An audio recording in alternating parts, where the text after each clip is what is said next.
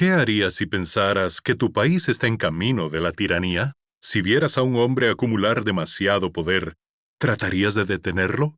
Incluso si ese hombre fuera uno de tus amigos y aliados más cercanos. Estas eran las preguntas que perseguían al senador romano Marco Junio Bruto en el año 44 a.C., el año que Julio César fue asesinado. Oponerse al poder sin control no era solo una cuestión política para Bruto, era una cuestión personal.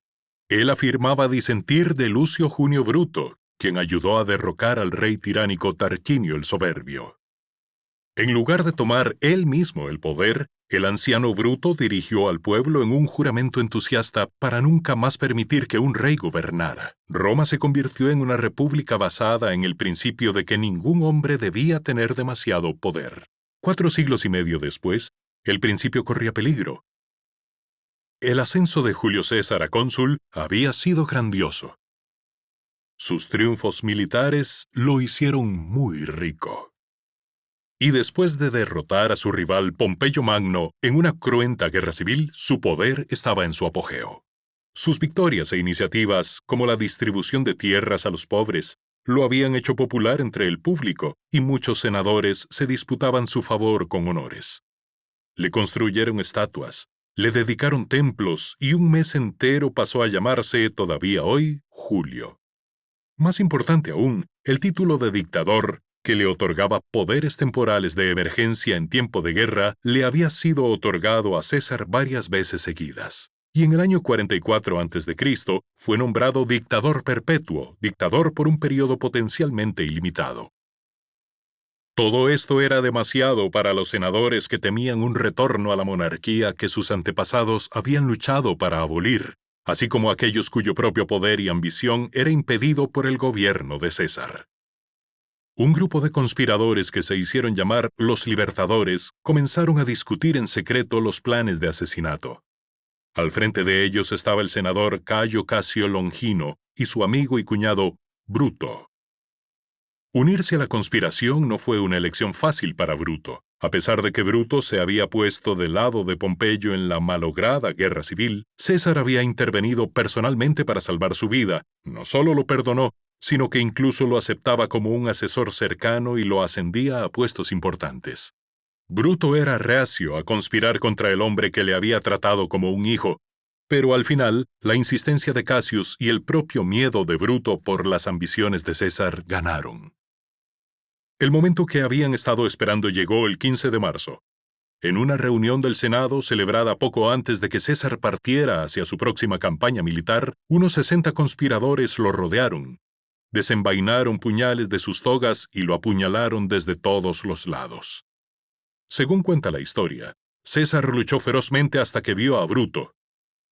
A pesar de la famosa frase «Et tu, Brute», escrito por Shakespeare, no sabemos las últimas palabras reales de César. Hay quienes afirman que no dijo nada, mientras que otros graban la frase «¿Y tú, hijo?», alimentando las especulaciones de que Bruto puede haber sido hijo ilegítimo de César. Pero todos coinciden en que cuando César vio a Bruto entre sus atacantes, se cubrió el rostro y renunció a la lucha, y cayó al suelo tras ser apuñalado 23 veces. Desafortunadamente para Bruto, él y los otros conspiradores habían subestimado la popularidad de César entre el público romano. Muchos lo veían como un líder eficaz y al Senado como una aristocracia corrupta. Unos momentos tras el asesinato de César, Roma estaba en pánico. La mayoría de los otros senadores habían huido, mientras que los asesinos se atrincheraron en el Capitolio. Marco Antonio, amigo y cónsul de César, fue rápido para aprovechar la ventaja. Pronunció un discurso apasionado el día del funeral de César que enarboló a la multitud en un frenesí de dolor e ira. Como resultado, los libertadores fueron expulsados de Roma. El vacío de poder que siguió dio lugar a una serie de guerras civiles, durante las cuales Bruto, frente a una derrota segura, se quitó la vida. Irónicamente, el resultado final sería el contrario de lo que los conspiradores tenían la esperanza de lograr, el fin de la República y la concentración del poder bajo el cargo de emperador. Las opiniones sobre el asesinato de César estuvieron divididas desde el principio y así permanecen. En cuanto a Bruto, pocas figuras históricas han inspirado un legado tan conflictivo. En el infierno de Dante fue puesto en el centro del infierno y era eternamente masticado por el mismo Satanás por su delito de traición.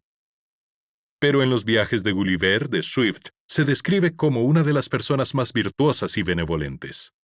La interpretación de Bruto, ya sea como luchador abnegado contra la dictadura o traidor oportunista, ha cambiado con las mareas de la historia y la política. Pero aún hoy, más de 2000 años más tarde, preguntas sobre el precio de la libertad, el conflicto entre lealtades personales e ideales universales y consecuencias no deseadas permanecen más relevantes que nunca. TED se esfuerza por ofrecer contenido educativo gratuito de alta calidad a tantas personas como sea posible en la mayor cantidad de idiomas. Ayuda a apoyar nuestra misión sin fines de lucro donando a nuestro Patreon y no olvides suscribirte a este canal.